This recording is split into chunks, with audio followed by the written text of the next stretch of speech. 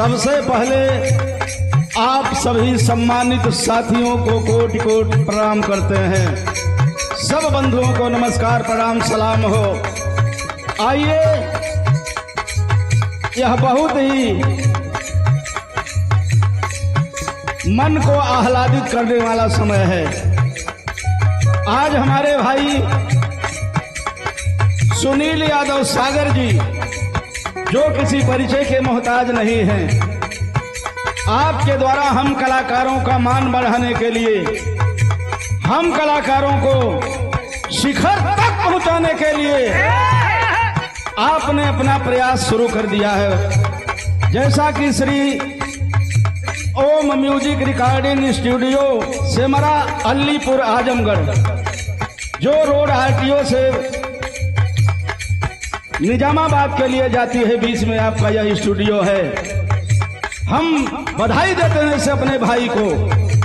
और गीत के माध्यम से मैं कहना चाहता हूं कि मेरे मित्रों, यह आजाद भारत है मास्टर साहब, ये आजाद भारत है। 15 अगस्त 1947 को देश आजाद हुआ। 26 जनवरी 1950 को हम पूर्ण रूप से स्वतंत्र हो गए, जब बाबा साहब डॉक्टर भीमराव अंबेडकर के द्वारा निर्मित संविधान देश में लागू हुआ। लेकिन हमारे 85 के साथियों, आप लोगों से एक निवेदन है, प्रार्थना है, सजग हो जाइए, अन्यथा आने वाला समय हमारे आपके लिए बड़ा खतरनाक होगा। विचार करा हो हमारे भाई। 4 लाइन के गीत बाय ये लिए कहना बाय। हाँ मास्टर साहब, करत करत खाटा मीना,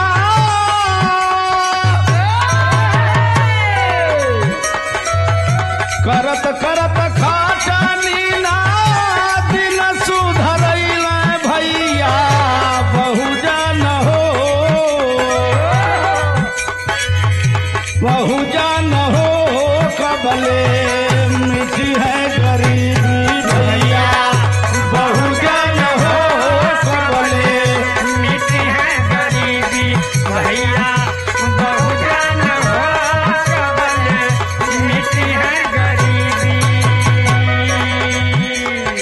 यह गीत नहीं है अपने 85 के, चाहे वह समाजवादी हो, बहुजन हो, चाहे कोई भी हो। मेरे मित्रों, 85 और भारत के मूल निवासी, आप अपनी दिमाग से एक बार सोचिएगा जरूर।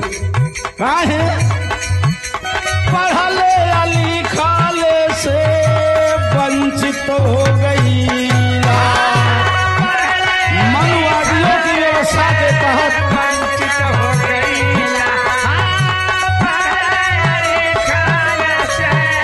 वंचित हो गई।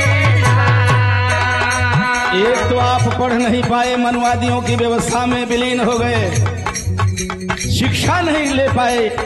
बाबा साहब डॉक्टर भीमराव अंबेडकर जी ने कहा था, शिक्षित बनो, संगठित बनो, संघर्ष करो। आपका अधिकार अपने से नहीं मिलेगा मेरे मित्रों, अधिकार को छीना जाता है। और शिक्षा ऐसी शेरनी का दूध है, जो पिएगा वही दहाड़ेगा। इसलिए आप लोगों से निवेदन है, एक रोटी कम खाइए, अपने बच्चे और बच्चियों को शिक्षा दीजिए, अच्छी तरजीह दीजिए। ये लिए कहना बाहिरा भाई, पढ़ले लिखाले से वंचित हो गई,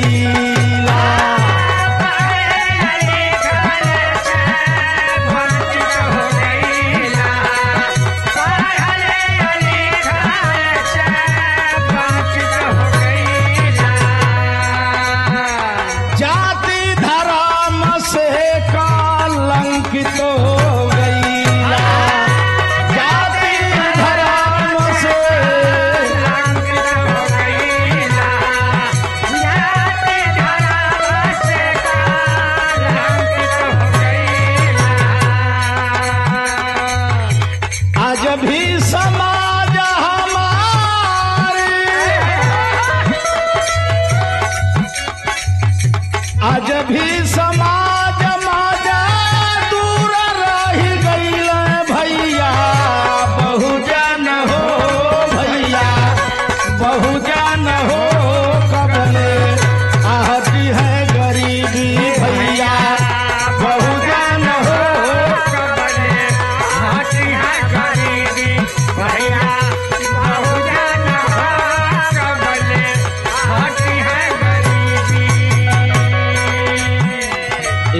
बाप पढ़े लिखे नहीं, अपने बच्चों को पढ़ाए नहीं, मेरे मित्रों कैसे जानेंगे हमारा अधिकार क्या होता है। दूसर बात है, हमारे बाबू तने सोचा हो हमारे बहुजन के साथी विचार करा, अपने भविष्य के आगे बढ़ावे के, अपने बच्चियों को आगे बढ़ाना है, डीएम कलेक्टर एसपी बनाना है, तो सोच डालिए। मैं आपसे एक छोटा सा कलाकार होने के नाते श्री सुनील यादव सागर जी के माध्यम से, इनके स्टूडियो के माध्यम से कहना चाहता हूं क्या, एक शीश दारू देके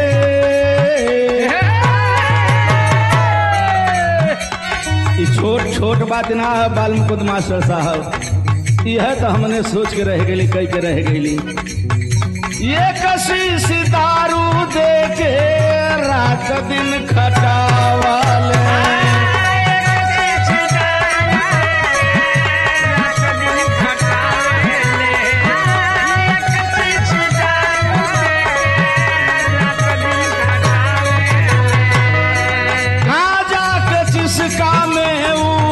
सोचहु ना दिहल,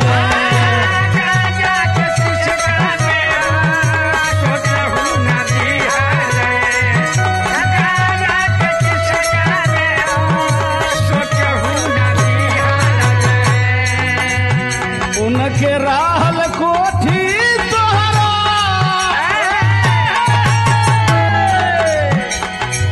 सोचा उनके रहल कोठी तोहरा, छप्पर ना छवैल भैया, बहुजन हो कहिया, मिट्टी है गरीबी भैया, बहुजन हो कहिया, मिट्टी है गरीबी भैया, बहुजन हो कहिया, मिट्टी है गरीबी।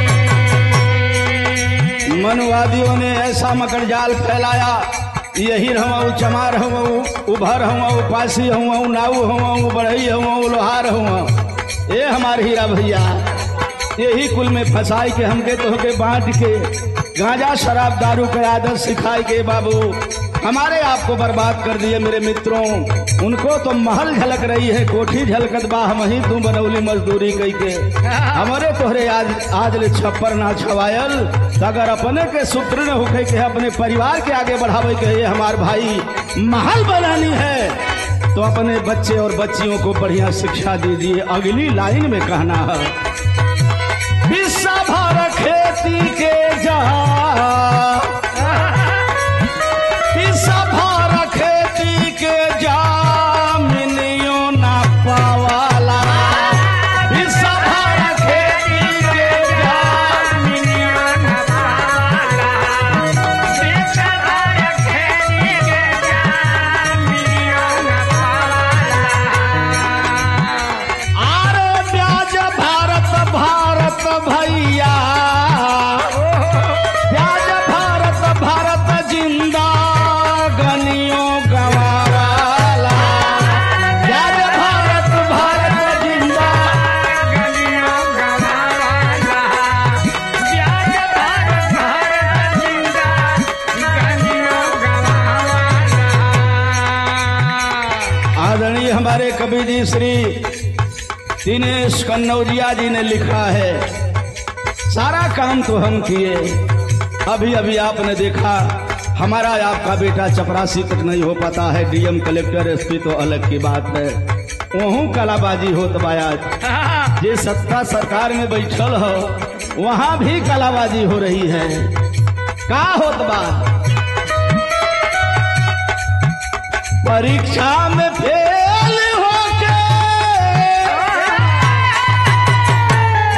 परीक्षा में फेल होके, अरे बेटवा छटैल भैया, बहुजन हो भैया, बहुजन हो कहिया, मिट्टी है गरीबी भैया, बहुजन हो कहिया, मिट्टी है गरीबी भैया, बहुजन हो कहिया, मिट्टी है गरीबी।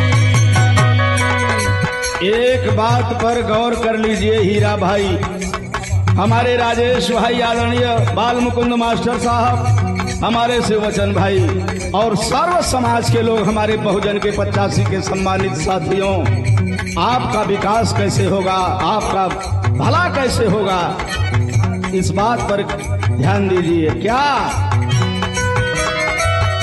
तो हके बाबा साहब देखे, तो हके बाबा साहब देखे गईल संविधान, हके बाबा साहब देखे।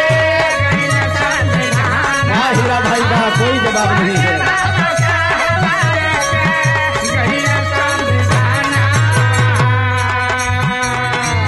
बाबा साहब के संविधान के साथ भी मजाक करने की कोशिश की जा रही है। मनवादी ये कहते हैं कि हम व्यवस्था में होंगे, हमें पावर मिलेगा तो हम संविधान बदल कर रख देंगे। ये कतई नहीं होने देंगे हम लोग। आज हमारा 85 समाज जाग चुका है। ऐसे सपने देखने वालों को मुंहतोड़ जवाब दिया जाएगा। बाबा साहब डॉक्टर भीमराव अंबेडकर के संविधान को बदलने की किसी माई लाल की हैसियत नहीं है। बाबा साहब का संविधान कायम रहेगा, इसलिए कहना है। तो हके बाबा साहब देखे गईल संविधानवा,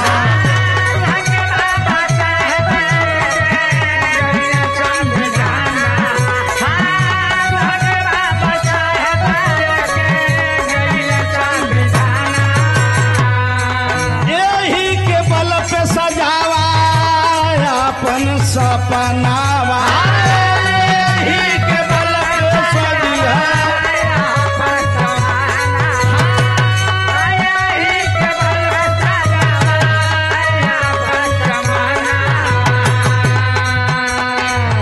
भारत का निवासी होने के नाते, एक छोटा सा कलाकार आप लोगों के आशीर्वाद से होने के नाते, मेरे प्यारे बहुजन के सम्मानित साथियों, एक बात को गौर से समझिएगा।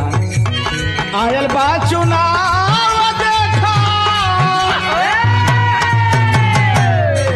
आयल बात चुनाव देखा, अरे लोग अच्छी तरह भैया, बहुजन हो भैया, बहुजन हो कबले मिटी है गरीबी भैया।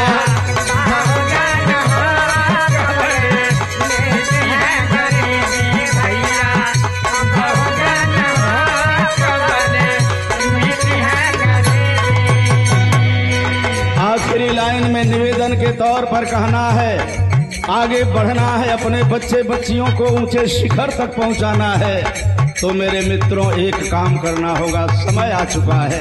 क्या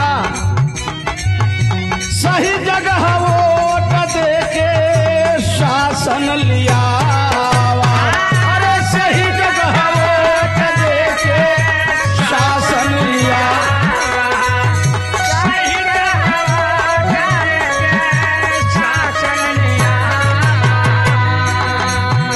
अब सरकार सोची समझ के बनावा, अब सरकार सोची समझ के बनावा, अब सरकार सोची समझ के बनावा।